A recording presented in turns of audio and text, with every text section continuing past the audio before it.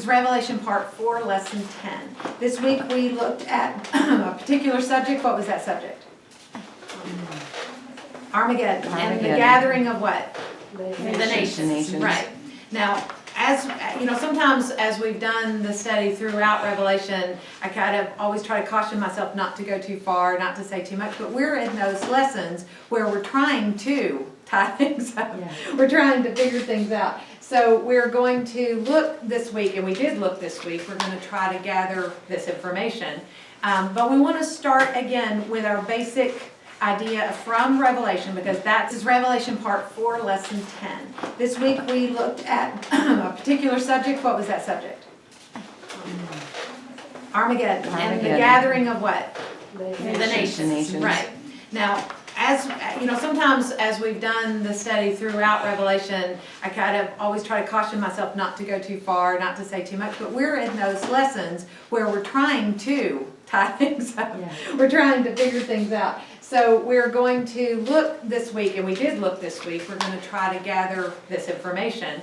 But we want to start again with our basic idea from Revelation, because that's our jumping off point. And as we looked this week, we looked in Revelation chapter 14 and Revelation chapter, what was the other? Bunch of them. 17. No, she went through a lot of discussion, but 14, 16, and 19. And we have certain information on this particular subject. So as we looked in 14, 16, and 19, we're looking in 14 at what word, what phrase, what's the event maybe that we could call it. Day of the Lord? No, we're not looking at the Day of the Lord in Revelation, although we do in other places. That's part of this. But in Revelation 14 at the very end, there's an event. The angel's there is an angel telling another angel to put in the sickle and do what? And reap. Reap what? Reap the harvest of grapes. Grapes. Right, so the harvest of grapes, and where are they thrown? The wine press. Okay. Wine press of the great wrath of God. Yeah, the great wine press of the wrath of God. Sorry, I just want to make sure I get the words right. And then it says in verse 20 what? What happens to this wine press? Wine press is trodden outside the city. Blood came up out from the wine press to the horses' bridles for a distance of 200 miles. Right. Very strange imagery that we're kind of familiar with now because we've gone over this and over this.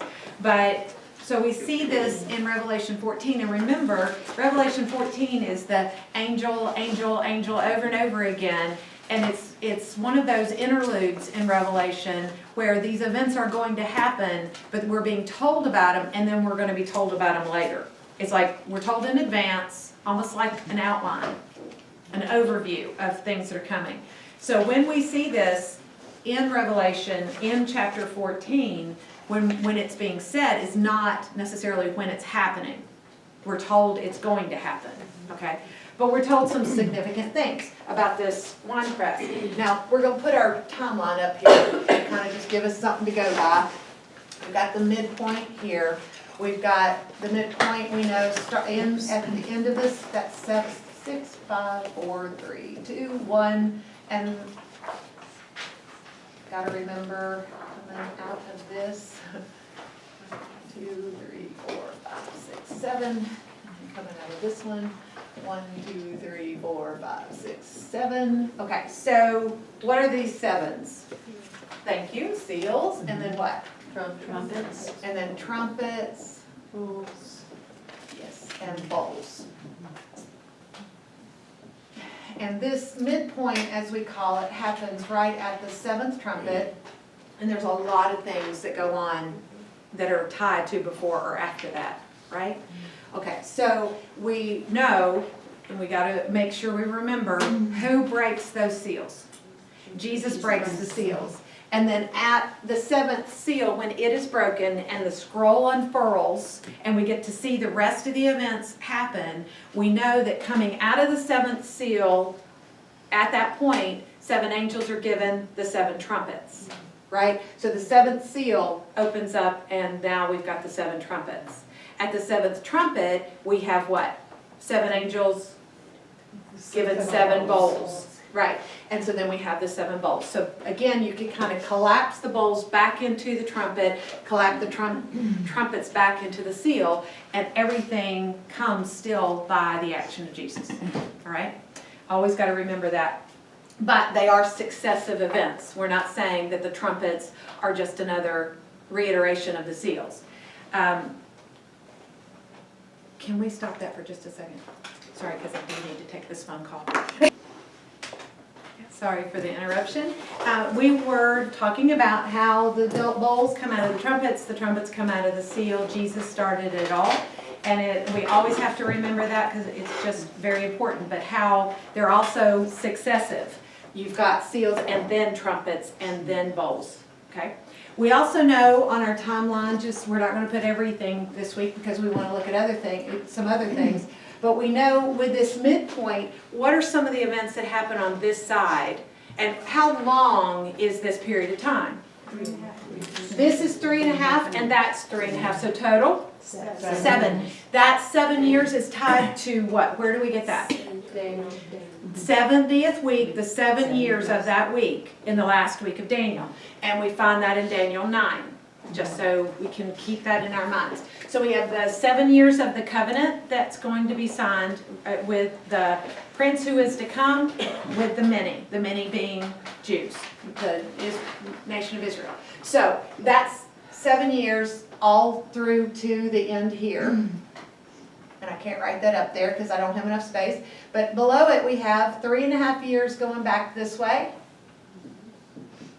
And we have 3.5 years going this way. Again, not to scale because somehow I never write it to scale.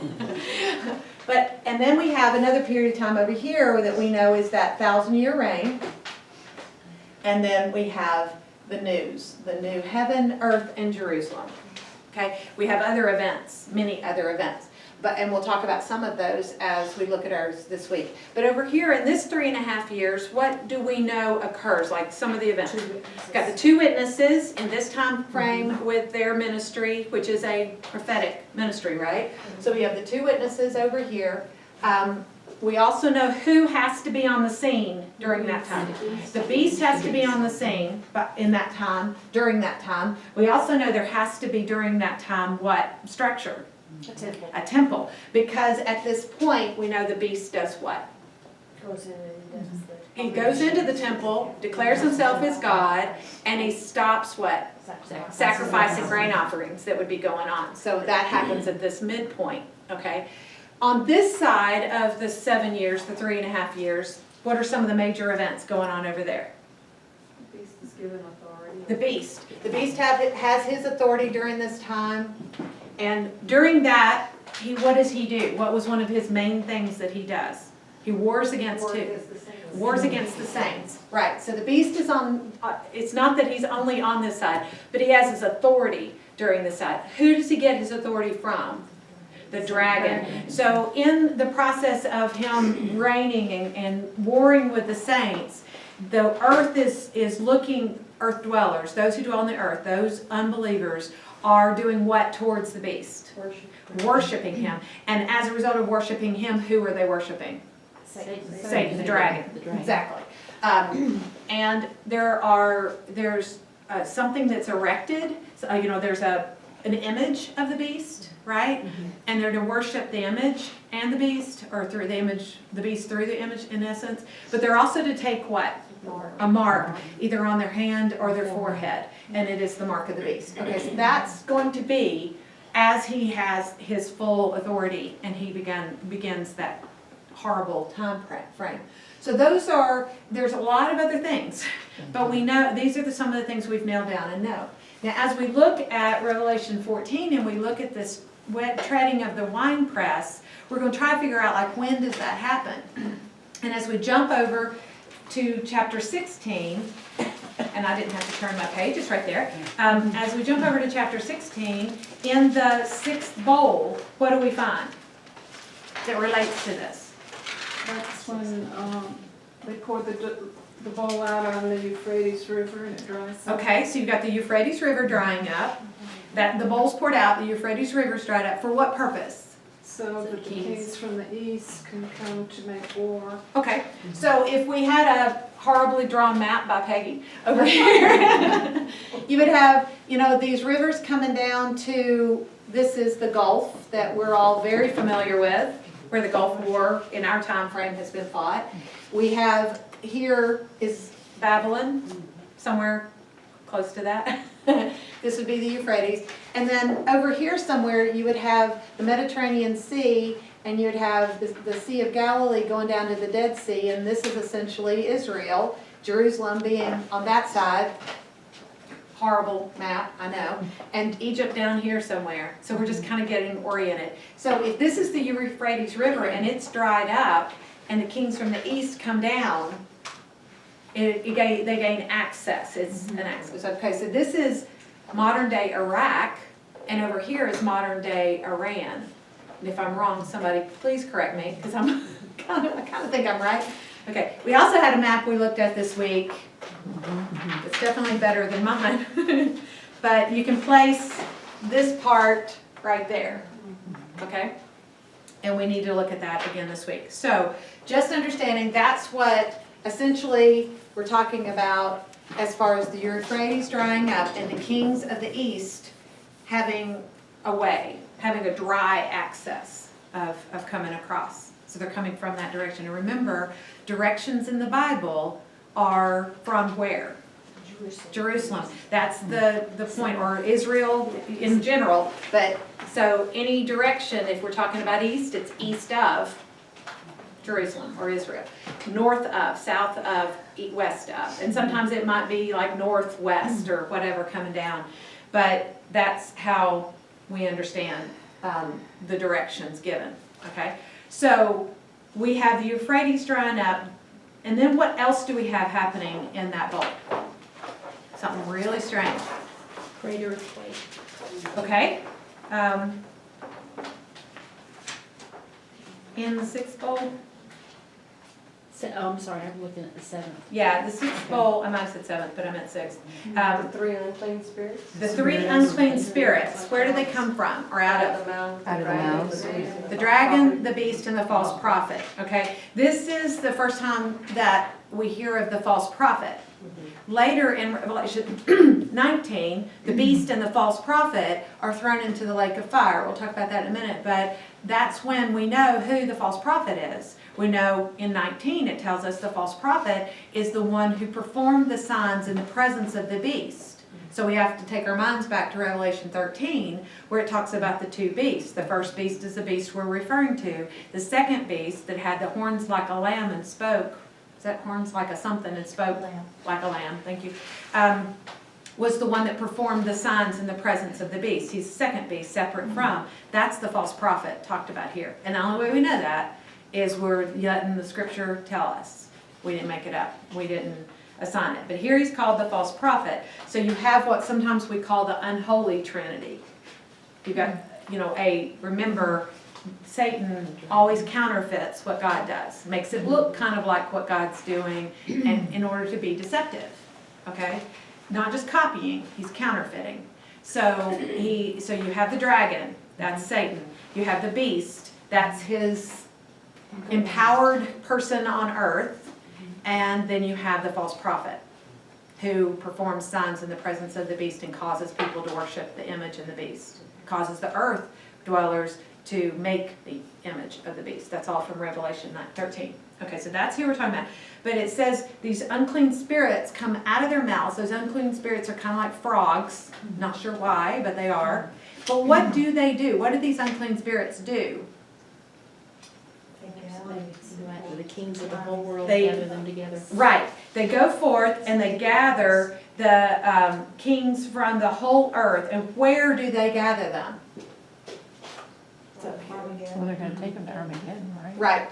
So, and then depending on how we've heard of Armageddon, here it's saying Har-mageddon, but it's that same idea. Now, you've heard the word Armageddon before, quite separate from your study of Revelation, right? Mm-hmm. Even in our culture, even in our movies, we'll hear this word, right? Mm-hmm.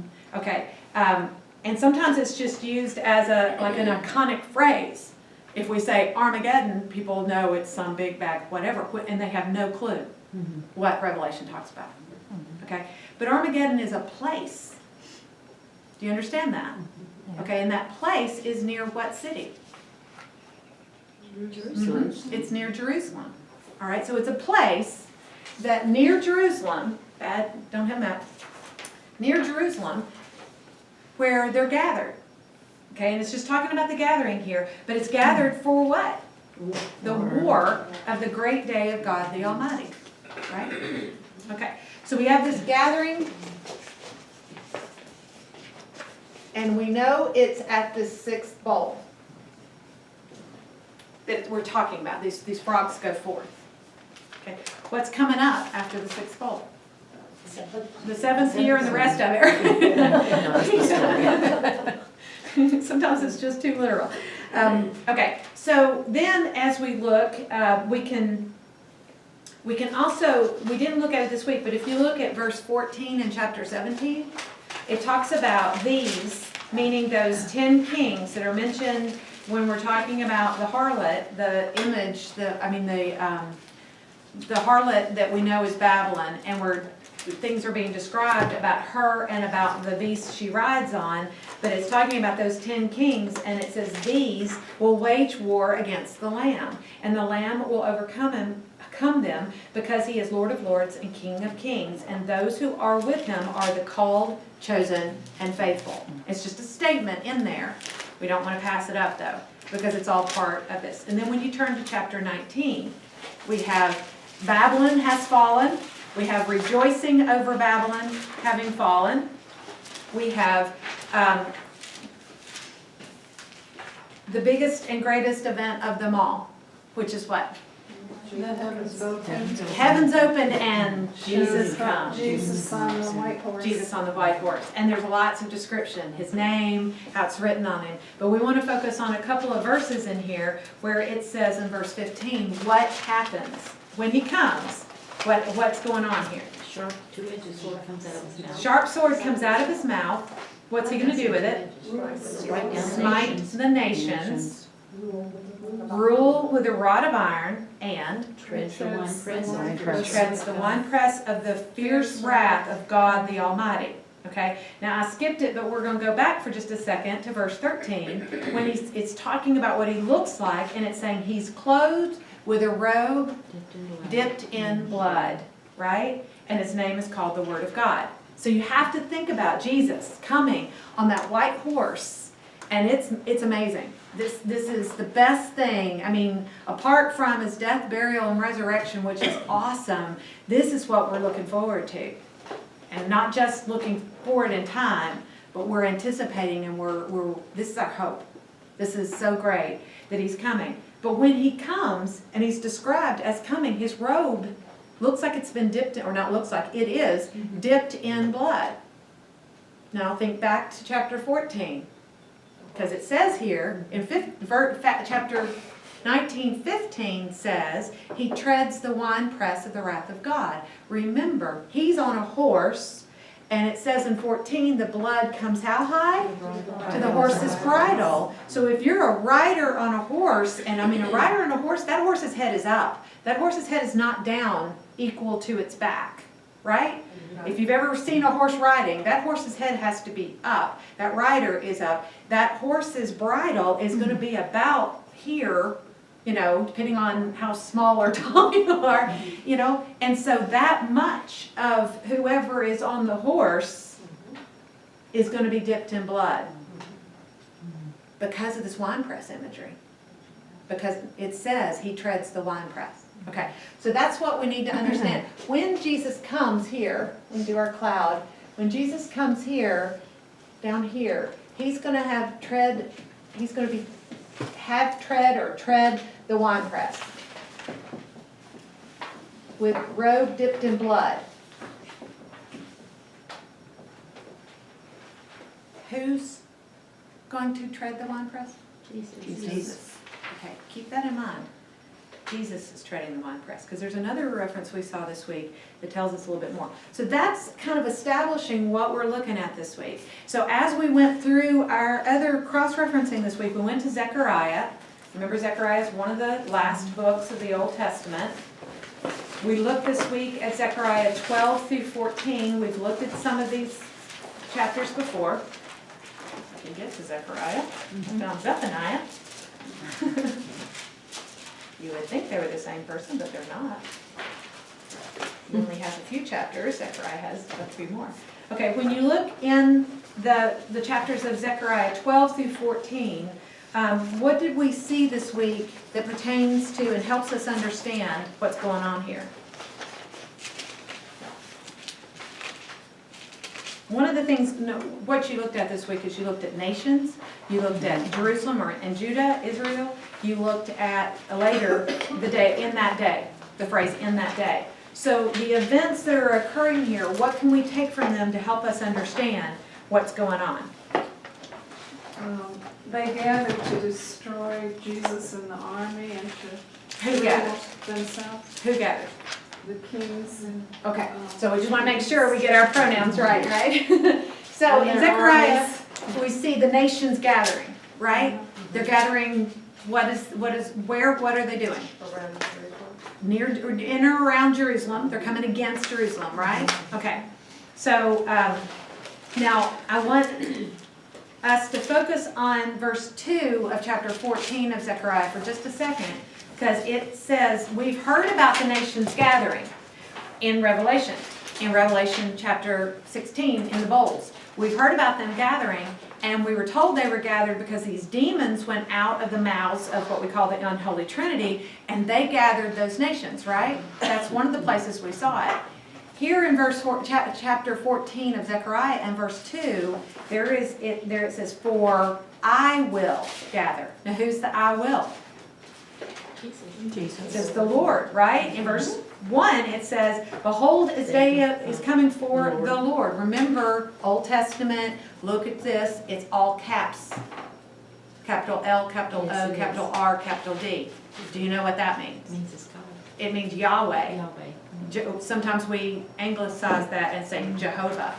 That's the memorial name of God that Moses was told in Exodus chapter 3 verse 14.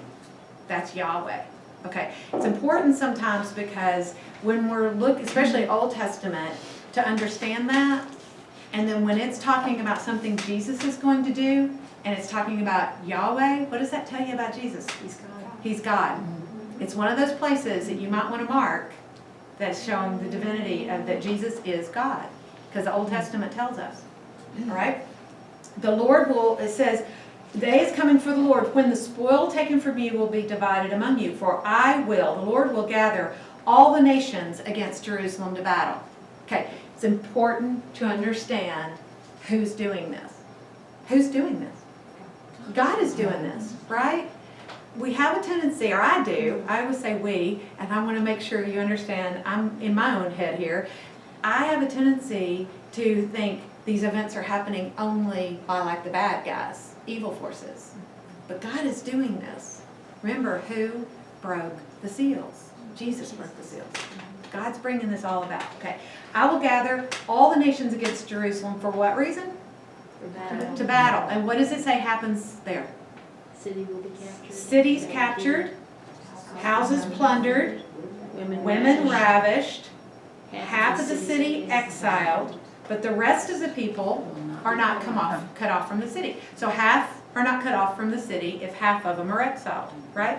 Okay, so this is not good, No. right? There's no way of looking at that. This is the remnant. We'll get to that. That's a good thought, though. No, it's a good thought. It's like, because we got to put people where they need to be, right? And so you're thinking. So if the people that stay the good guys or the bad guys? We can't answer that right now, but we will, I hope. Okay, then it says in verse 3, then what happens? The Lord will go forth. The Lord will go forth and fight against these nations as when he fights in the day of battle. So we're not talking about just an opposition or taking away their rights. We're talking about war.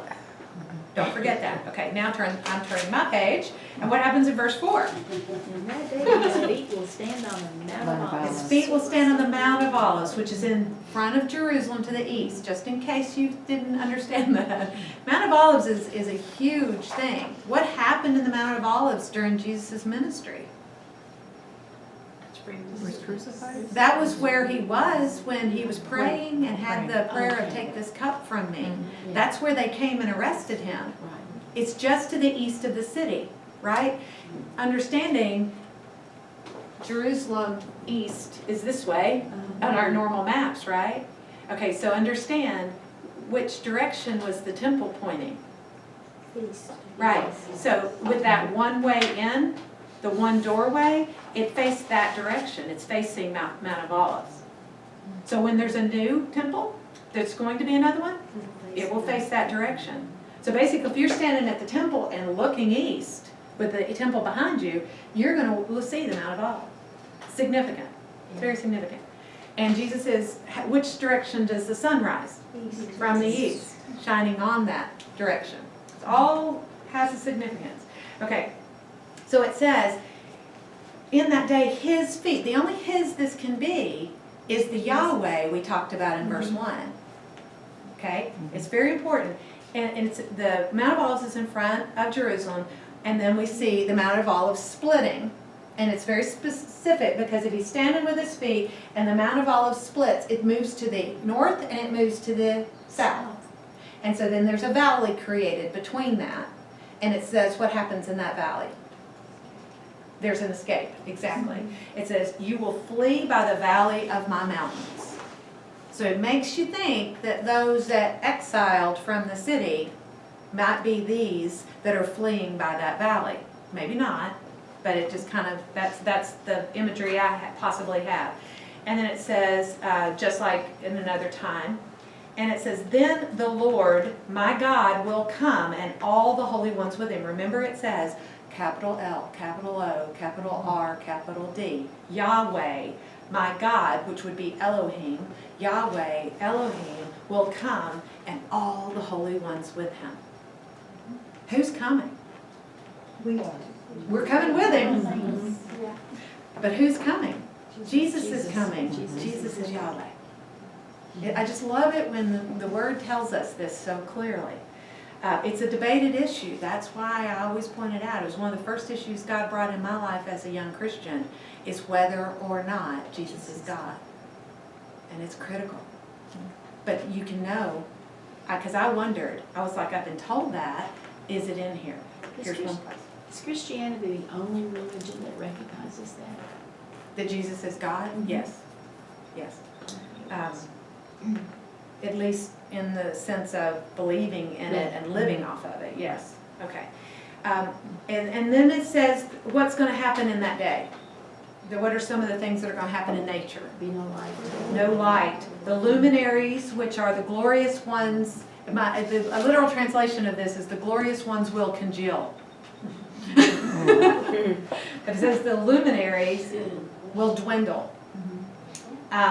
And then it says it's a unique day that is known to the Lord, neither day nor night, but it will come about at the evening time there will be light.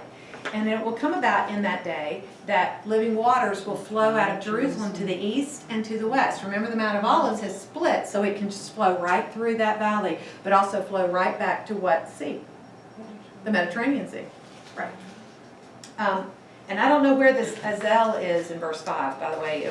Maybe I could have looked that up. And then it says in verse 9, and the Lord will be king over all the earth. In that day, the Lord will be the only one, his name, the only one. Now, he is the only one. He is Lord of the earth, but this is a different time and a different thing that's going on here. And again, this is Yahweh. Yahweh will be king. But where else in Scripture have we heard who's going to be king? Jesus is going to be king here on the earth. Again, Jesus is Yahweh. All the land will be changed. How is it going to be changed? Into a plain. The land around changes into a plain. In other words, it's leveled. Remember, we saw in Revelation lots of all islands fleeing, all mountains fleeing away. This is that kind of idea that it's just leveled. But what happens? Jerusalem raises up. Okay, so, and then it talks about it will remain on its site and all that. And then it says that people will live in it. There will be no more curse, for Jerusalem will dwell in security. Now, if you are Jerusalem during the time of Zechariah's prophecy, or if you're in Jerusalem any time not long before that and since, has that been true? No. This is a huge, huge thing, a huge promise for them to be. But also, I just want to remind you, when we studied about Babylon, what was true of Babylon in the very, very end?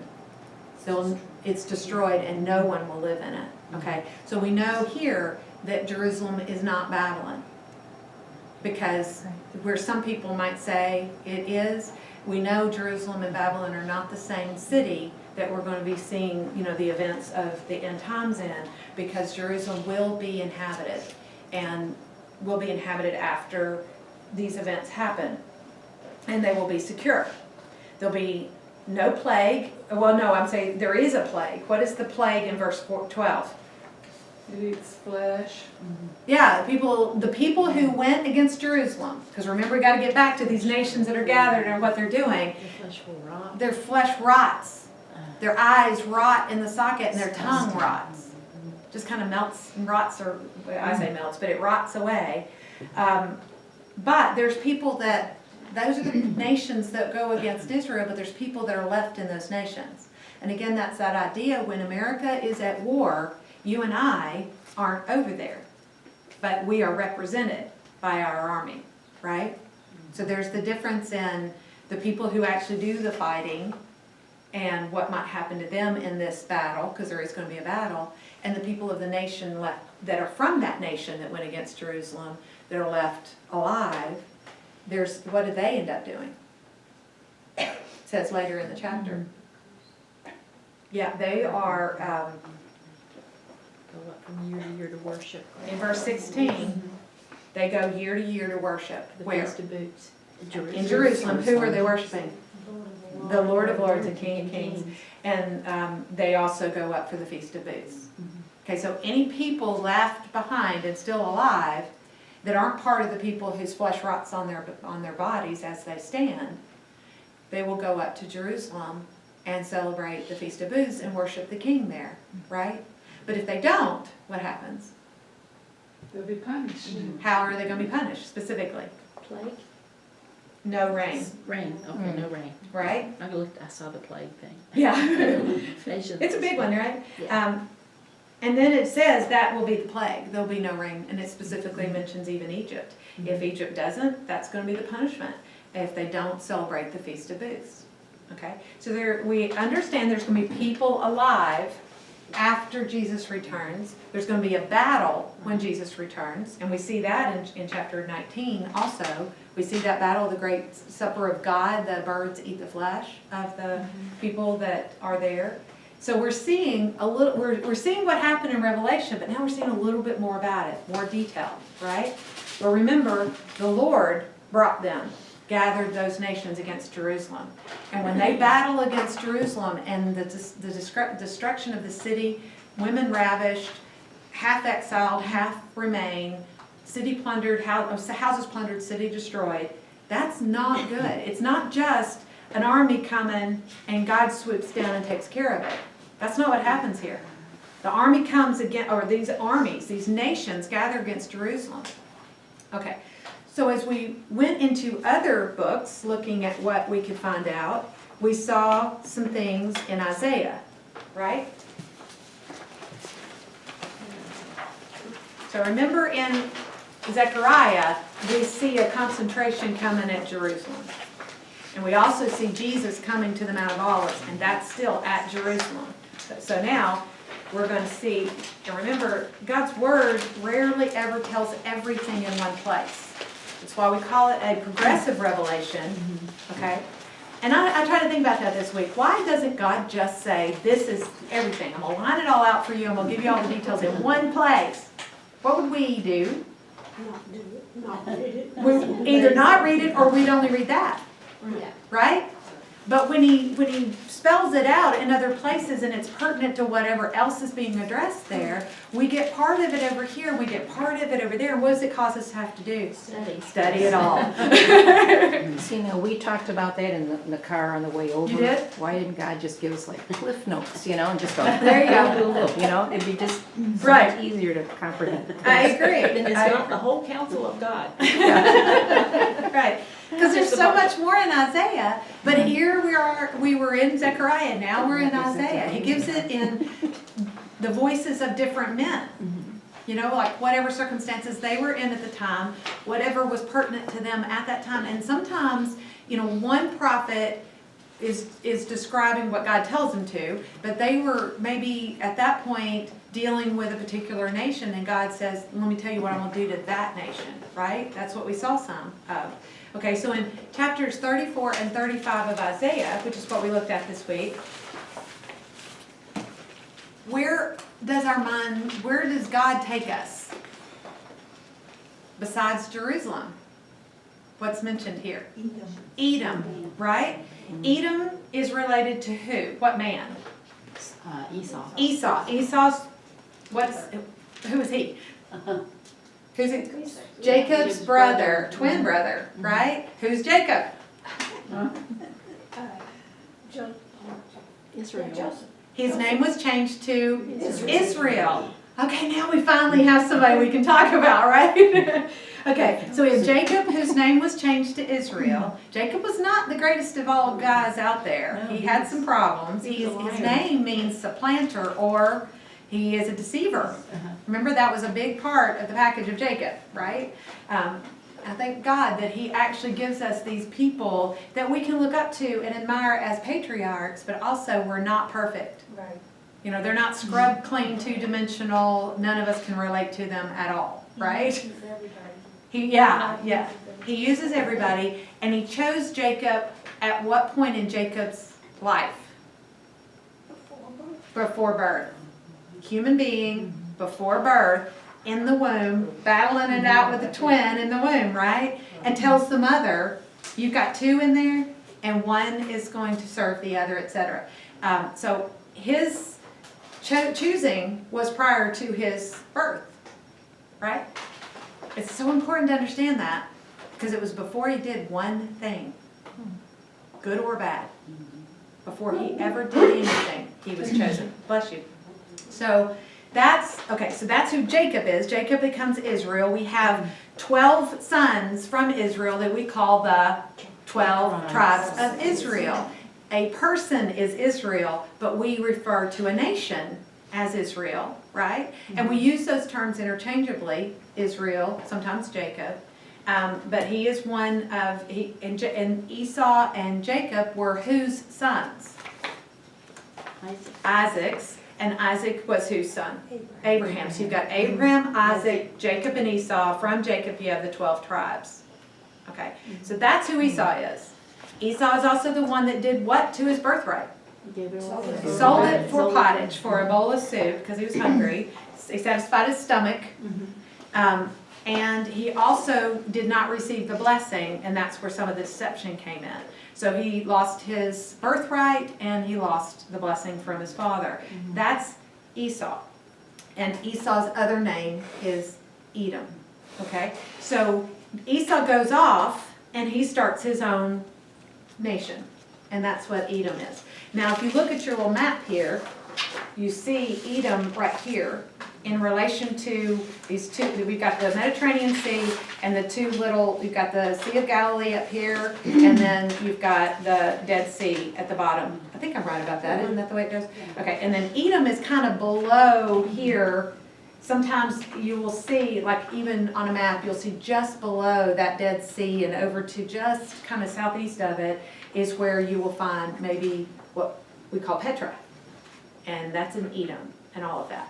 Okay, now this is significant because in Isaiah it says, you can look through the whole chapter, but starting in verse 5, it says, my sword is satiated in heaven. And I just want to stop there for a second. Did you stop and think about that? What is the word satiated? I don't even know if I'm saying it right. Satiated or satiated? It's satisfied, full, even sometimes beyond satisfied, like you've gotten too much. Think about a Thanksgiving dinner, right? Your plate is just overflowing and full of this really great, wonderful stuff that was on the counter that you made or somebody else brought. And you sit down and you eat until you're satisfied and maybe beyond. That's the idea, okay? What is satiated or satiated? How do you say that word? Satiated? Okay. How do you, okay, so what is satiated, whatever that word is, satisfied? Full. You're very full. Very full, right. What is in this verse? Sword. Whose sword? Jesus Christ. Jesus' sword Jesus Christ. is satisfied to its fullest measure and maybe beyond. Where? In heaven. Yeah. Yeah. Did you stop and think about that? And then it says, but then it says, behold, the sword, shall descend for what? Judgment. Judgment upon Edom. Okay, so if that sword is descending for judgment upon Edom, and it's starting where? In heaven. What event are we talking about? When is that? Jesus' return, right? So this is where we begin to think, when he comes out of heaven, he's coming where, possibly? To Edom. Remember, we've got, let me put my little map up here. You've got Jerusalem over here, and you've got the nations just all coming at them, right? But you've got Edom somewhere down here. And in your circumference here, or your radius from Jerusalem, what is within that 200 miles? If Armageddon is close to Jerusalem, Edom is within that 200-mile radius, isn't it? Okay, keep that in mind. Because why is 200 miles significant? Because of the blood.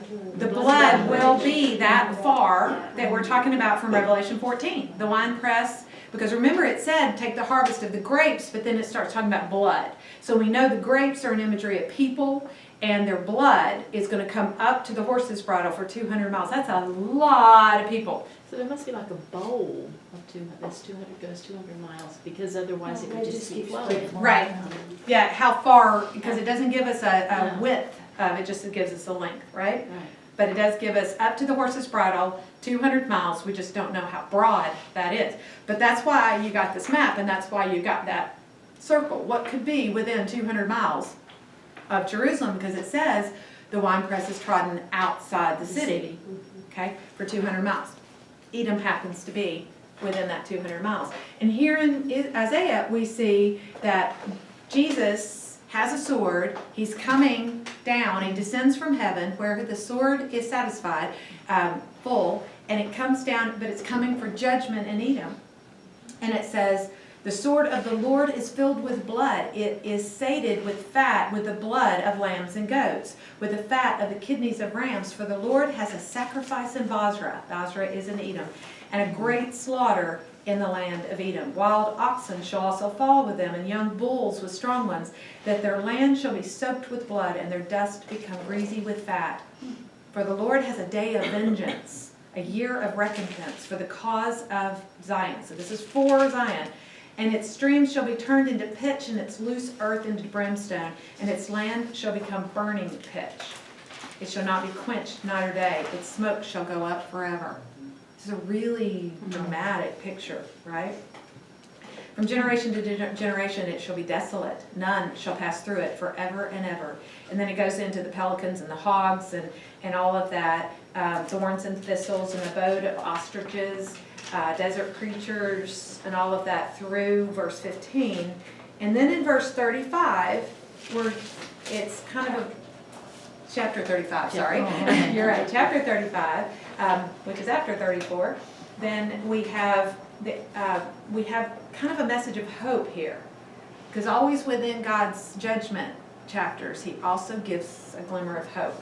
It says, the wilderness and the desert will be glad, and the Arabah will rejoice and blossom like the crocus. It will blossom profusely and rejoice with rejoicing and shouts of joy. So, and we can go on, it's a great chapter to read. But that's what we were looking at. We're seeing suddenly this idea of when Jesus returns, he's returning for judgment, and the first place he goes, it looks like, is Edom. Okay? So if the nations have gathered here against Jerusalem, and that's going on and that happens, and we also saw in that same chapter of Zechariah that Jesus comes and stands on the Mount of Olives and it splits, but that's not where he comes first. He comes to Basra, comes to Edom first. And what if he headed back to Jerusalem? Because after the nations come against Jerusalem in Zechariah chapter 14 verse 2, it says God gathers them and they do all that to the city. Verse 3 says, and then the Lord turns and does what? He goes and battles against the nations that battle against Jerusalem. Right? Okay. So, now what was the next thing we looked at? 63. Isaiah 63? Okay. 6.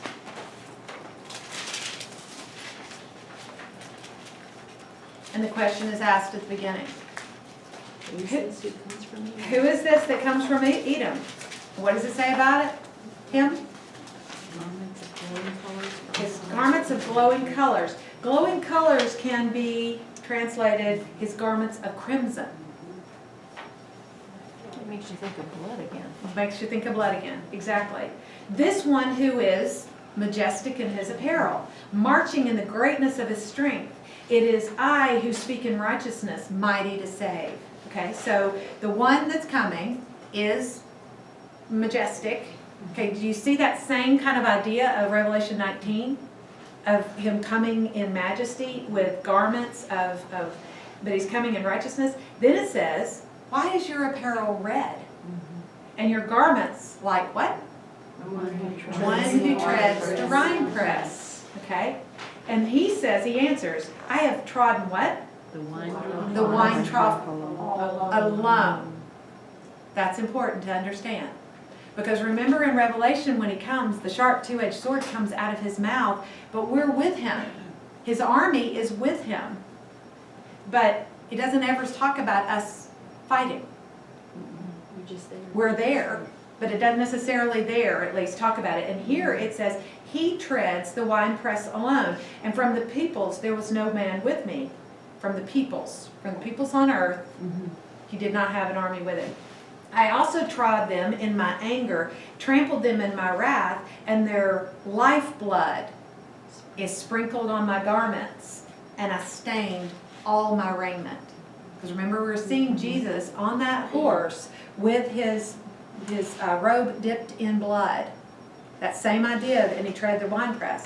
So as he treads the winepress, the blood ends up on his garments, staining his raiment. For the day of vengeance was in my heart, and my year of redemption has come. And I looked, and there was no one to help, and I was astonished that there was no one to uphold. So my own arm brought salvation to me, and my wrath upheld me. And I trod down the peoples in my anger, and I made them drunk in my wrath, and I poured out their lifeblood on the earth. Okay, so if we're linking this back to, well, actually it says in this one, he comes to Basra. Who is this that comes from Basra? If you were standing in Jerusalem and you saw him coming, at that point, he's coming from Basra and he's stained with blood. And it says, what is he doing as he comes? Treading the winepress. The winepress we talked about in Revelation 14. The winepress we talked about in Revelation 19. What's your question? Basra is not on the map here. It's in Edom. We're not It's in exactly Edom. sure Okay. where, but it's in Edom. But it also says who comes from Basra, from Edom, the garments, the glowing colors from Basra. Okay, so that's Isaiah 63. And then we looked at Habakkuk. You know I know how to pronounce that, right? Habakkuk or Habakkuk? I think that's First book I ever studied under K. Arthur, and didn't even know it existed. Certainly didn't know how to pronounce it. Habakkuk chapter 3, starting in verse 3 and going through 15. Again, there's different ideas of what this might be referring to. It could have been referring to something that's already happened, or it could be referring to something coming. So let's just look at it. Where does it say God comes from? Taman, however you pronounce it. Sometimes you just love this stuff that we all know. And Mount Paran. Okay, those are in Edom again. His splendor covers the heavens, and the earth is full of his praise. His radiance is like the sunlight, and his rays flashing from his hand, and there is the hiding of his power. Before him goes pestilence, and plague come after him. He stood and surveyed the earth. He looked and startled the nations. Yes, the perpetual mountains were shattered, the ancient hills collapsed. His ways are everlasting. I saw the tents of Cushan under distress, and the tent curtains in the land of Midian were trembling. Did the Lord rage against the river? Was thine anger against the rivers? Or was thine wrath against the sea that you rode on horses, on chariots of salvation? Your bow was made bare, the rods of chastisement were sworn. You did cleave the earth with rivers. The mountains saw you and quaked. Downpours of waters swept by. The deep uttered forth its voice. And it goes on. But it's saying, you go forth for the salvation of your people, in verse 13, for the salvation of your anointed. You did strike the head of the house of evil, to lay him open from thigh to neck. You pierced with your own spears the head of his thrones. They stormed in to scatter us. Their exultation was like those who devour the oppressed. You did tread on the sea with your horses on the surge of many waters. So again, if this is talking about that end coming of Jesus, at that point, it's asking, he comes from Taman and from Mount Paran. So we're again in Edom. We've started with the nations come against Jerusalem. We know that God gathered them, and we know that God will turn, Jesus will turn, and he will battle against them. And we know that eventually he gets on the Mount of Olives and stands on it. So that's right outside Jerusalem. But in these passages, it's talking about him coming back in judgment to Edom first, and then treading the winepress on the way back. It just so happens to be about 200 miles from Edom back to Jerusalem. Okay. Then we saw, that's in Habakkuk, and then, where else did we go? Jeremiah 49.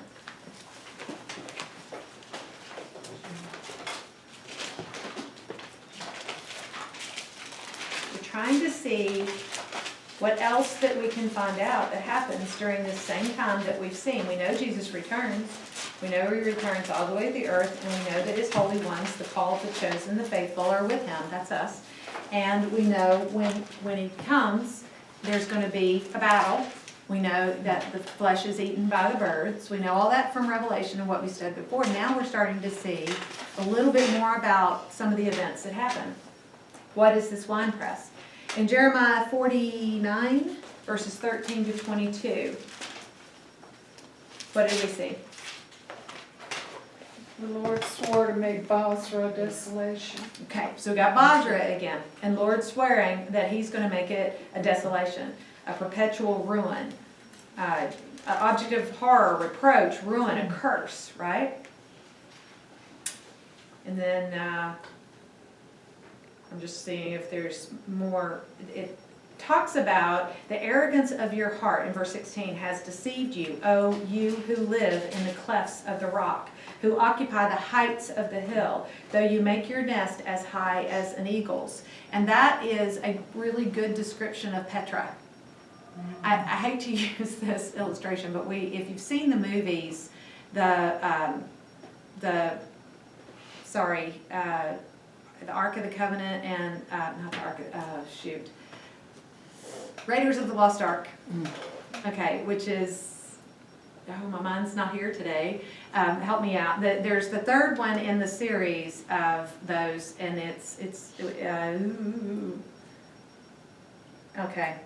It's the third one. I know which one you're talking Yeah, and Petra. Yeah, and Petra is actually, they filmed part of that at the rock face of Petra, and it's carved out, and it looks like the outside of a building. Now, when they go inside and the rest of that, when they're going after the chalice, I can't think of the name of it. Holy Grail. Holy Grail, thank you. I watched it many times.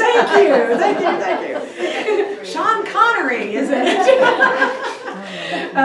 Yes, so when they're going supposedly, it's so interesting how many of those movies had references to like the Ark of the Covenant, the first one, and that third one was supposedly about the cup that Jesus drank from when he was on the cross, supposedly. I mean, that's legend. But in that, you know, he has to find the Holy Grail, which is the quest and all that he was on in order to save, and eventually he's trying to save his dad's life and all that. But that rock face in the movie, the outside and how they ride in that narrow passage, that's Petra. That's literally Petra. Now again, when they go inside and all that's not inside Petra. But it was a place carved out in Edom. It's in Edom. It's a real place. And it's not inhabited right now by people, but it had been at one time. At the very top of it was a lot of pagan worship of other gods, sacrifices and other things. I mean, literally, if you went to the top of that mountain. So it's talking about, you know, they would set themselves as high as an eagle. They occupied the height of a hill in their arrogance, okay? They're carving this out for themselves. But he says, I will bring you down, and you will become an object of horror, like the overthrow of Sodom and Gomorrah. No one will live there ever again. And then it says, in verse 20, here the plan of the Lord, which he has planned against Edom, his purposes which he purposed against the inhabitants of Teman. Surely they will drag themselves off, even little ones, and he will make their pastures desolate because of them. The earth has quaked at the noise of their downfall. And anyway, so it's talking about, again, Basra. It's talking about Edom. It's talking about this place. And I'm only bringing up Petra because it's that rock face, that height of the hill. It is a real place. And it's a place that people go, Johnny's been there, it's a place that people go and visit. You know, they get to go in there. And it is very narrow, apparently just the width of a horse and a rider being able to get in. So in one sense, it's defensible. But on the other sense, if an army does get in there, nobody can get out easily. So it's kind of like you're holed up, unfortunately, once you get there. Okay. And then, so we look at Joel, right? Where were we in Joel?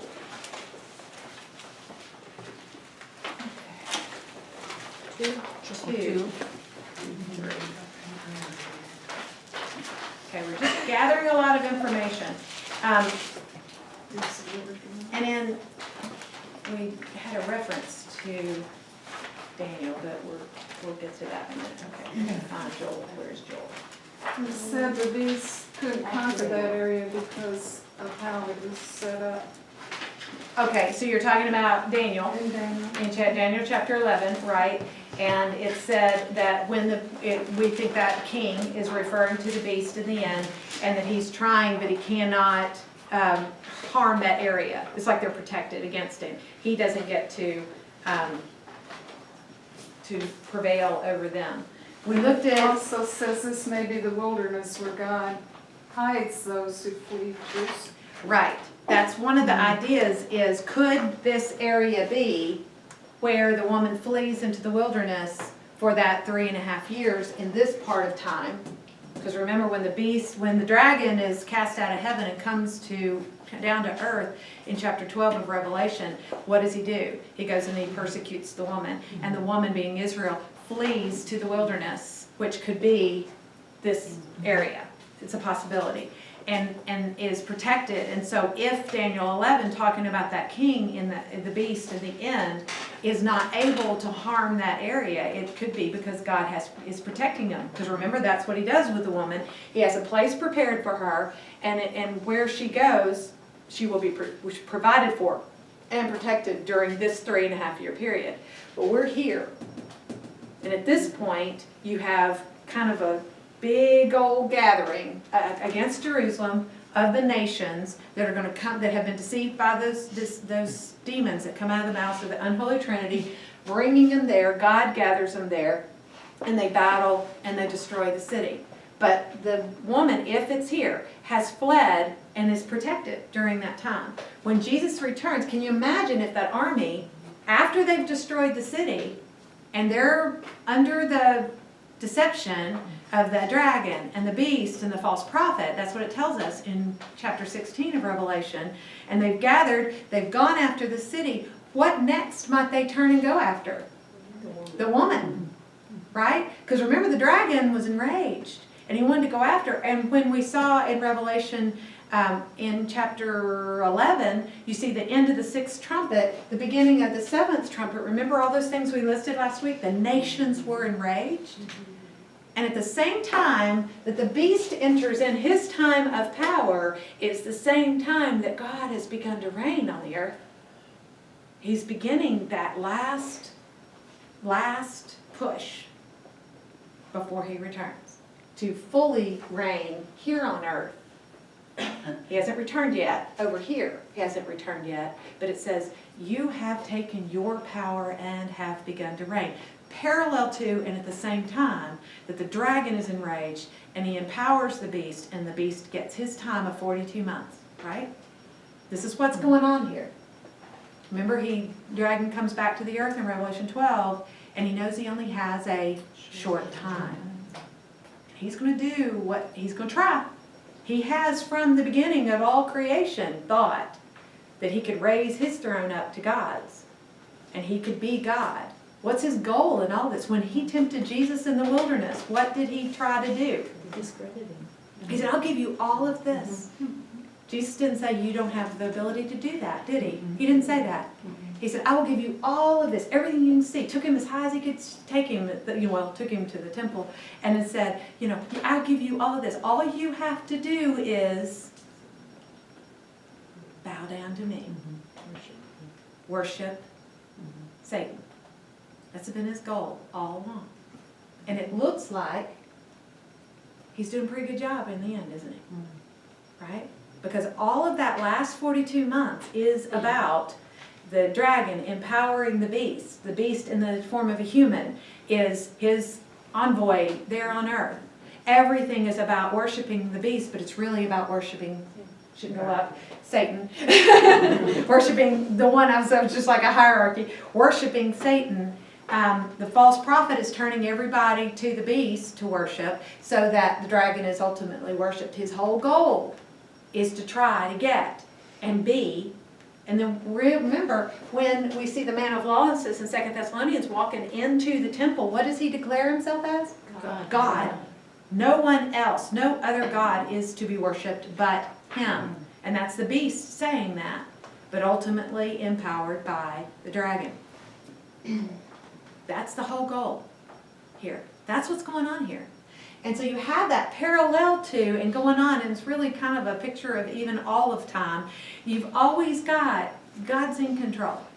God owns it all. God is never not in control, but we're living in a time where the world system is in the hands of Satan. So as we as Christians walk in this world, we're walking all the time in spiritual warfare, in battle. So why would it say the sword is satisfied in heaven as it comes for judgment in Edom? Because what battle is fought prior to the human battle? Yes. Remember Daniel, we get an understanding through Daniel of that, where Daniel starts praying in chapter 10, I think it is, and as he begins praying, we don't know it then, we find out later, Michael is sent right away. Michael, not a man, Michael, angel, archangel, guardian of Israel, is sent right away. When he comes, he says, I was sent as soon as you started praying. But he was delayed. And I can't remember if it's 2 weeks or 3 weeks. But he was delayed because, what does he say? Spiritual battle. There were princes, meaning the spiritual guides or spiritual realm that are over the human realm, came against him. Princes of Persia. Remember the next kingdom that was coming in. And Michael was detained. Now does that mean that those Persian princes, the princes, demons or whatever you can you say some words today. What does the New Testament tell us? Our battle is not flesh and blood. Our battle is a spiritual battle. The part we can't see. Right? I wish at times, and I know God's sovereign and He knows better than me, that I could have been Elisha's servant. When Elisha's servant, remember the story? Elisha being the successor of Elijah. Elisha, the army is coming against the city. Real army. You can see them. It's pretty bad. The servant comes, says to Elisha, it's bad, it's bad. And Elisha's like, you know. And so finally Elisha prays and says, would you open his eyes? And the servant looks and he sees the armies that are with them. And it filled the whole hillside. I mean, just think about that range over there, filled with an angelic army. And Elisha could go, huh. Right? No big deal. Yeah, no That's big right. deal. Yeah. We need to have that understanding. I've said before, when we did Hebrews, it came to the understanding finally, I don't know why it took me so long, that the real is the part we can't see. It's casting the shadow.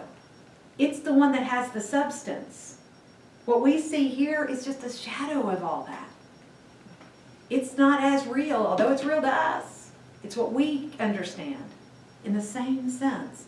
When these battles are fought, there's a battle raging on our behalf. It's being waged also. You need a cup of coffee. From some sandbaggers. She's had too much coffee. It just, does it not help? I mean, because sometimes we're so weighed down by what's going on. I'm so weighed down sometimes by what's going on in my life, and it just seems like, it's not that I have no hope, but I will find myself almost like you're going, God's got it. You know, I know He does. And I mean it, I really do. But you still get weighed down by what's coming against you. And it looks like human beings, because that's what we see. But remember, our faith is our hope in things not seen. The evidence, remember? It's the substance of things not seen. I love when you stop and you think of those words. Substance, it has material aspect to it. It has solidity to it. That's what our faith is in. But most of it is stuff we can't see. And that's why we call it faith. Another definition of faith is taking God at His word, right? What word? His word. Which is, and there's promises in it. So what has to happen for me to take Him at His word? I had to know it. I had to study it, right? And not making up what I want it to say. Not making up my own scenario or conclusion, or sometimes, as I call it, defining my blessing. You know, saying to God, if you'll do it this way, I'll feel blessed. But instead, solidly holding on to the substance of things I can't see. And knowing absolutely, not just the end of the story, which is great.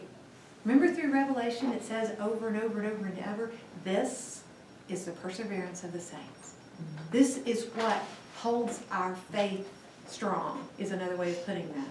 And some of those thises, some of those are what's going to happen to those who take the mark of the beast and worship the image. That's a phrase in there. This is the perseverance of the saints. Our hope can be held strongly in they're not getting by with anything. God knows the truth. And they're going to live, I've said this phrase this week, they're going to live eternally knowing the truth. Even if right now lies are being told, and everyone, it seems, believes those lies about you. God knows. And they are going to live eternally knowing the truth that they didn't choose to believe about me or about God. But in Joel, getting back to Joel, chapter 2, starting in verse 30, I believe we started. The sun will be turned into darkness, the moon into blood. We've seen this in Revelation before the great and awesome day of the Lord comes. We know that happens in Revelation 6, verse 12, and I say that because I've got that marked in my margin. I'm not always that good. It came about whenever whoever calls on the name of the Lord will be delivered. In chapter 3, it says, in those days and at that time when I restore the fortunes of Judah and Jerusalem, I will gather, here it is again, God will gather all the nations and bring them down to the valley of Jehoshaphat, which is another way of saying Yahweh judges. That's what the word Jehoshaphat means, Yahweh judges. Then I will enter into judgment with them there on behalf of my people and my inheritance Israel, whom they have scattered among the nations, and they have divided up my land. They have also cast lots for my people and traded a boy for a harlot, and it goes on. It talks about Tyre and Sidon, talks about Philistia, talks about, in verse 6, selling the sons of Judah and Jerusalem to the Greeks in order to remove them far from their territory. But God is going to bring them, arouse them from the place where He sold them, and He's going to return recompense on your head. And I will sell your sons. So they're going to get back. The recompense is the nations are going to get back what they've done to God's people and to His land. And He's going to sell their sons. And then it goes on and it says, there's going to be a war, there's going to be a battle, beat your plowshares into swords. This is not a time of no war. There's another time that it talks about you beating your swords into plowshares, essentially. I mean, there's not going to be a need for swords. But now it's saying, beat your plowshares into swords and your pruning hooks into spears. Let the weak say, I am a mighty man. There's a song, by the way, from that. I am strong, right. Hasten and come, all you surrounding nations, and gather yourselves there. Bring down, O Lord, thy mighty ones. So you can see there's a clash coming. They're all going to gather, and they're going to gather against Jerusalem. The Lord is going to gather them. We see the means He used in Revelation, that He's going to use those demons that go out and deceive from the unholy Trinity. But the Lord is bringing this. He's bringing them all, and they're going to gather against Jerusalem. And when they do, there's going to be a battle, and it's going to be bad. We saw elsewhere in other times, we saw that Judah is going to fight with Jerusalem. That's not always been the case, but you're going to have Jerusalem as the center, and Judah's going to come and fight with them. It even says, I forgot where, maybe it was in Zechariah, where it talks about the tents of Judah are going to be preserved so that Jerusalem is not exalted above Judah. See that? Yeah. Interesting. So they're combined. And then it says, let the nations be aroused and come up to the valley of Jehoshaphat. There's your valley, Carolyn. There's your valley. And there I will sit to judge all the surrounding nations. Put in the sickle. What does that remind you of? Revelation 14, exactly. And 18. And 18, yes, okay. Put in your sickle, for the harvest is ripe. Come, tread, for the wine press is full. So basically those grapes have been gathered and thrown into the wine press. The vats overflow, for their wickedness is great. Multitudes, multitudes in the valley of decision, which is another way of saying in the valley of God's verdict. You understand, in a court system, you have you have the case being tried, you have a judgment that comes, but then you have a verdict. Okay, so you have the judgment and the verdict. For the day of the Lord is near in the valley of decision. The sun and moon grow dark, the stars lose their brightness. We've seen this kind of thing before. The Lord roars from Zion and utters His voice from Jerusalem, and the heavens and the earth tremble. But the Lord is a refuge for His people and a stronghold to the sons of Israel. Then you will know that I am the Lord your God, dwelling in Zion, my holy mountain. So Jerusalem will be holy, and strangers will pass through it no more. And it will come about in that day that the mountains will drip with sweet wine. The hills will flow with milk. The spring will go out from the house of the Lord to water the valley of Shittim. Remember, it was saying, earlier we were seeing, that when Jesus stands on the Mount of Olives and the valley is made, the water will come out of Jerusalem. Now it's saying the spring will come out of the house of the Lord, which is in Jerusalem. Egypt will become a waste. Edom will be a desolate wilderness because of the violence. Here it is. Why? Because of the violence done to the sons of Judah, in whose land they have shed innocent blood.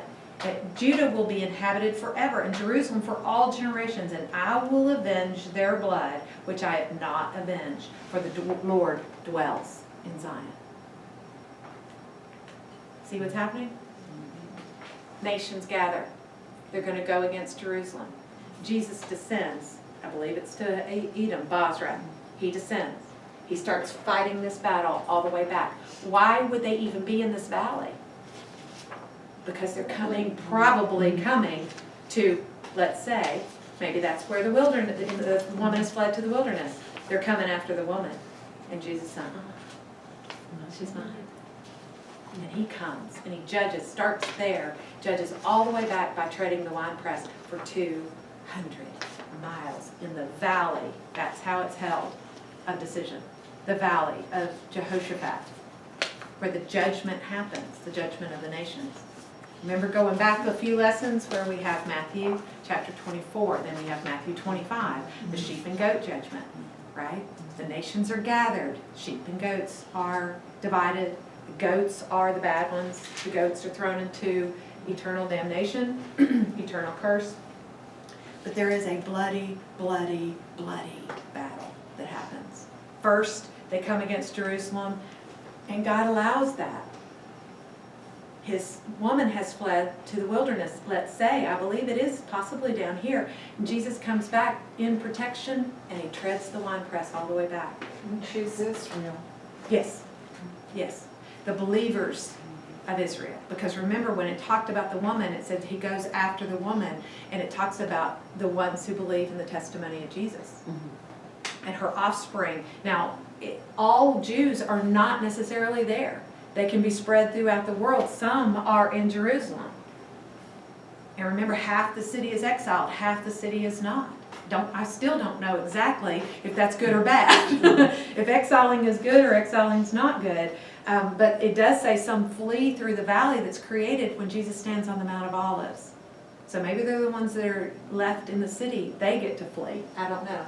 But Jesus comes back, and when he does, then he stands on the Mount of Olives. And the Mount of Olives, I can never do it without spreading my legs out. The Mount of Olives splits. The valley is formed. Water comes from the house of God, comes from Jerusalem, fills that valley, goes all the way over to the Western Sea, which would be the Mediterranean Sea, and then goes to the east. I'm not sure which sea. It says there's an Eastern Sea. Maybe somewhere. Euphrates River is up there. Yeah, it goes, if you go far enough. That's farther up. And it could be the Gulf, the Persian Gulf. You see the Euphrates River drying up to allow for the way of those armies to come from the east. And that's how they get there. So this gathering of the nations is very, very, very significant. Who gathered them? Yes, ultimately Jesus did it, because it says the Lord did it, the Lord did it. But then we also see in Revelation how it's done. It's from those demon frog-like things that come out, spirits come out of the three, and they go off and deceive the nations and gather them. But there's also people left from those nations afterwards, because those people come up to Jerusalem afterwards and worship. They worship the king in Jerusalem. We can't miss this point. Where is the king? In Jerusalem. Who is the king? Jesus. And he's ruling what? The whole world, whole earth. That's during this time. That's when the nations come. Yes? No. Oh, thought you were asking. Okay. Now, I don't know that I got everything, but does that help make sense of some of it? No? There's so much. There's so much. Yeah. Right. And notice it's not all in Revelation. If all we ever did was just stay, because we had to establish that in Revelation part 2. We had to establish what did Revelation say, but we didn't get everything. We didn't get the whole picture. That's what parts 3 and part 4 is about, is looking at some of those specific topics and seeing where does it fit. What of the rest of the Word of God said over and over and over, God says, Edom, Edom, Edom. Who comes out of Basra? Who is this that comes from Edom? Who is this that comes out of Basra? And his robe is dipped in blood, his garments, his raiments. And Jesus even said, because I tread the winepress and their lifeblood is on me. And he treads that trough. So you have that image of a valley or a trough. I tread that trough alone. That doesn't mean nobody's with him. It means he's the one that's treading. Just think about it. There's so many that it fills this valley for 200 miles, all the way back to Jerusalem. It's a lot of people. It's a lot of people coming against God in the end when Jesus returns, right? But it's called the Valley of Decision, the Valley of Judgment, the Valley of Yahweh Judges, the Valley of, a decision has been made to get there, but their decision brought them to that place, and their ultimate thing is they didn't win, they did not prevail, they don't get to hurt the woman, and they're avenged for all that they've done for all of time against God's people. It's great hope for Israel. It's great hope for us too. Because if God will do that for his people, we know he will, we're his people also. We might not be Jewish, but we're his people. Okay, so we'll call it done, and there's more. I'm sure Kay will do a more better job, but we'll pray and eat our food and listen to her video. Next week it's the rapture. You've been waiting a long time for that one. I know. I have. I love it. We're still waiting. We're still waiting. Yeah, waiting for the event, but we're waiting to study it. Looking to that. Right. I mean, really the question is, and I kind of avoid the question, Kay somewhat avoids the question, but it's the idea of let's see what it says, rather than me coming in and telling you, is this true? Will it happen? When will it happen? Let's see. It's always the idea in inductive study of what does it say, not what do we want to make it say, or what do we want to be true. Do we have hope in that? So we'll look.